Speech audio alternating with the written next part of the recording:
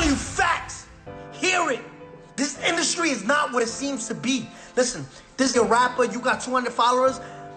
I bet you there's rappers in here right now that can rap way better than me.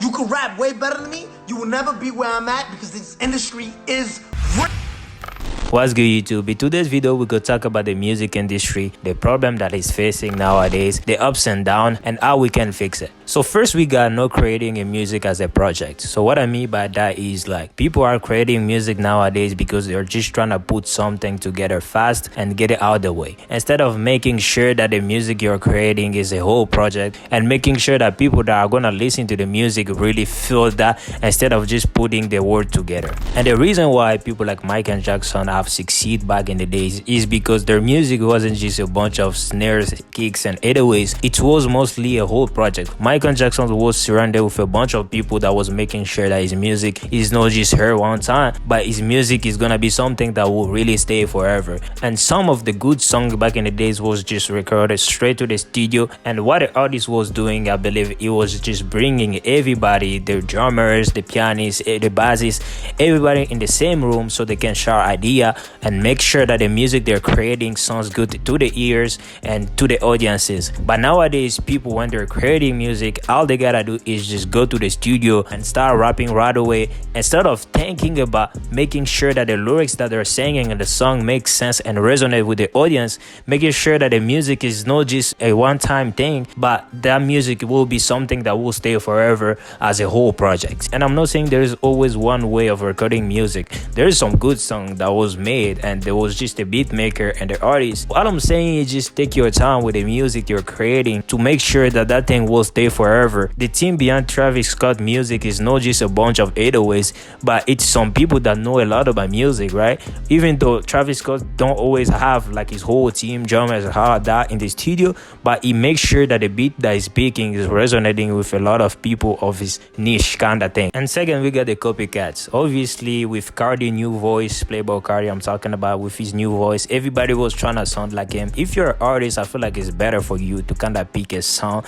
to make sure that the vocal that you put out there is kind of making sense with your audience, right? You don't want to be this artist that just trying to be like Drake, trying to be like Plaqueboy Cardi, whatever. The TikTok era have created this type of trend that people are just trying to sound like everybody. If your music sounds some kind of way, everybody will like it, which is not a good way, right? I believe as an artist, you can still pick inspiration, right? If you like Plaqueboy Cardi, it's fine, but still try to kind of have a certain type of flow that is unique. You should not be an artist that always just trying to sound like everybody, trying to sound like Yeet, trying to sound like Drake, whatever. Go to music classes, right? Some artists don't even think about it. They're just trying to put the words together and start rapping or singing right away, right? And the next we got an artist that just brings zero value. I don't even know if it's a thing. I feel like when I was writing this video, I was running out of an idea and I was like, you know what? Let me just add an artist with zero value, because I believe there is an artist out there that kind of don't know what he's doing with his music. He's just out there just trying to copy, pick. It's not even a copy, but he's just trying to pick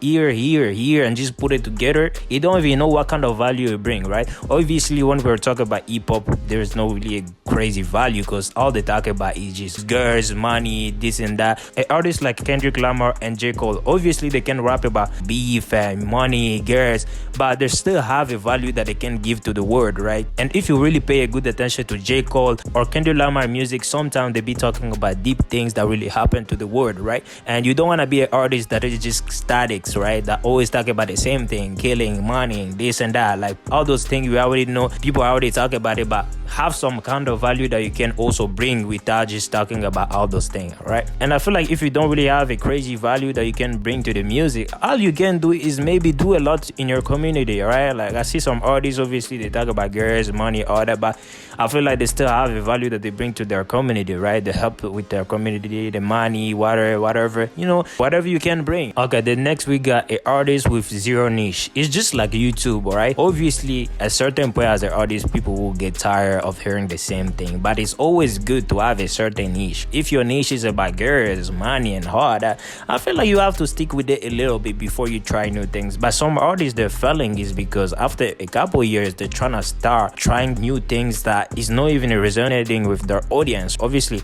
Drake can kind of talk about anything and still make it sounds good, but I feel like one of the reasons why he's going a little bit down below is because he's not staying on his niche. We all know Drake is a lover boy. He like to talk about girls and all that, but when he's trying to kind of beef with people and he's trying to start talking with things that is kind of outside his niche, it's kind of getting the audience confusing. Like, this is not the Drake we know. So as an artist, maybe have a niche for a long period, you can still try your different things, but I feel like you still always gotta come back to your niche so the audiences can like the song they're creating. It's just like YouTube, right? As a YouTuber, when you're creating a content, right? For example, right now I'm talking about hip-hop. I'm not gonna talk about hip-hop and then tomorrow you see me doing, I don't know, vlog or something. It's not making sense. If it's gonna be a vlog, it gotta be something related with music or something related with my niche, because you're creating a music not just for yourself, you're creating a music for everybody. And the next one, we got an artist with no team. Obviously, nowadays I feel like some artists out there thinking is like, I'm independent, I'm gonna do everything by myself, I will be my own producer, I will be my own director, I will be my own publisher, whatever. Bro, we get it, right? It's 2K25,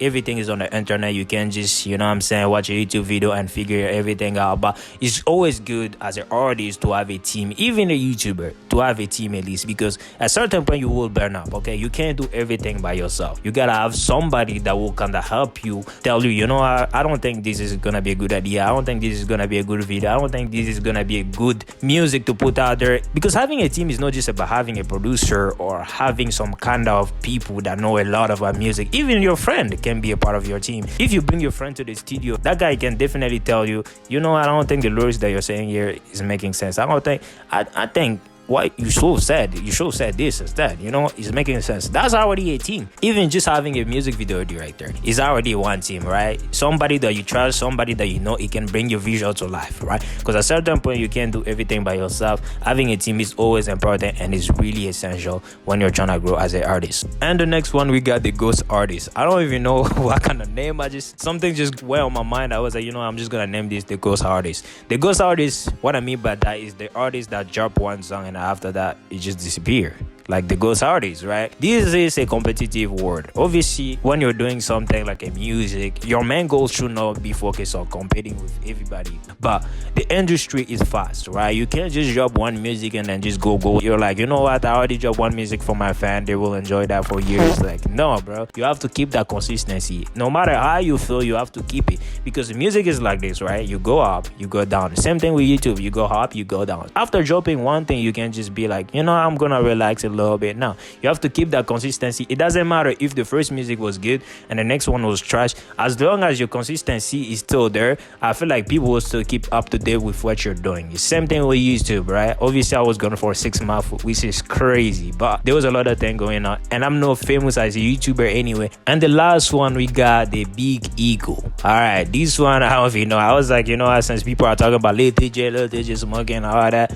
let me just throw it out there. The big ego artist. We all know this artist, not even successful yet, but it's always thinking he's ahead of everybody. Like, I feel like in the music industry, it's not just about your voice. It's about how you act around people, how you treat your team, how you treat people just around you in general. You have to be a great person, a genuine person, so people can like you, so your fan can like you, right? Because it's like putting your whole life online. You can't just put a fake personality out there expecting, you know, my music is good. As long as my music is good, the rest I can do whatever I want. No, you have to be a good person so your music can kind of relate to what you're doing with your life, right? Don't be little TJ, because I don't know what he was doing, but anyways, you just have to be a genuine person, right? Like, do things with your community, treat your family right, friends and everything. I feel like people will like you more as a whole person. Even though your music might not sound as good, but if people know that you're a genuine person, people will still like you, you know, and you will just not fell out like every other artist. All right, and that was the last point on this video. Let me know which category you think is the roast one. I know it's been a while,